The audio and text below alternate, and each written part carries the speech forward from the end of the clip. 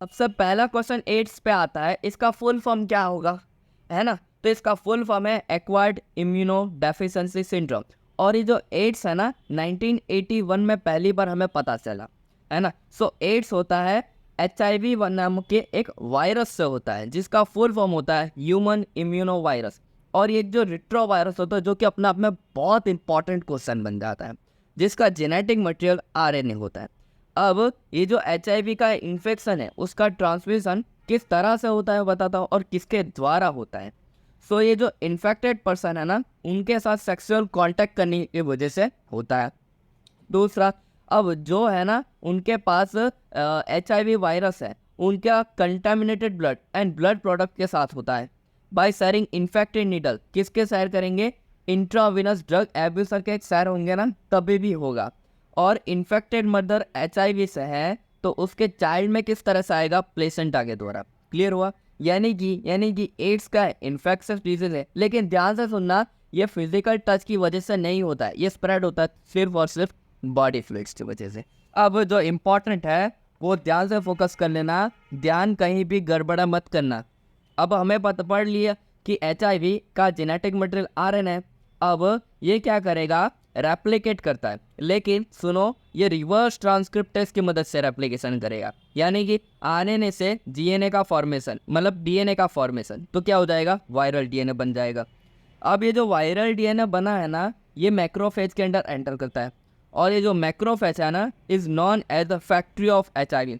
अब ये जो मैक्रोफेज के अंदर HIV है ना, ये एंटर करता है T लिम्फोसाइट के अंदर। कहाँ, T लिम्फोसाइट के अंदर। और फिर ये T लिम्फोसाइट के अंदर बहुत सारी प्रोजनी बनाता है, और ये जो प्रोजनी बनी है ना, वो रिलीज हो जाती है ब्लड के अंदर। और जैसे ये प्रोजनी ब्लड के अंदर रिलीज होती है ना, तो ये T लिम्फोसाइट पे अटैक मार लेता है।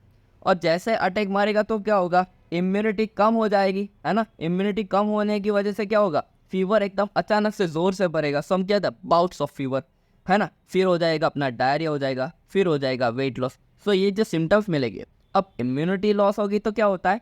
अब एक और बात बहुत इंपॉर्टेंट है, क्या इंपॉर्टेंट है, कि बंदा यानी कि कोई भी पर्सन को अगर एड्स हुआ, तो उसकी मौत एड्स की वजह से नहीं होगी, उसकी मौत होती है वायरस की वजह से, फंजाई की वजह से, माइकोबैक्टीरियम की वजह से, पैरासाइट, जो कि एनसीईआरटी ने बोला है टॉक्सोप्लाज्म नाम का एक पैरासाइट की वजह से होती है।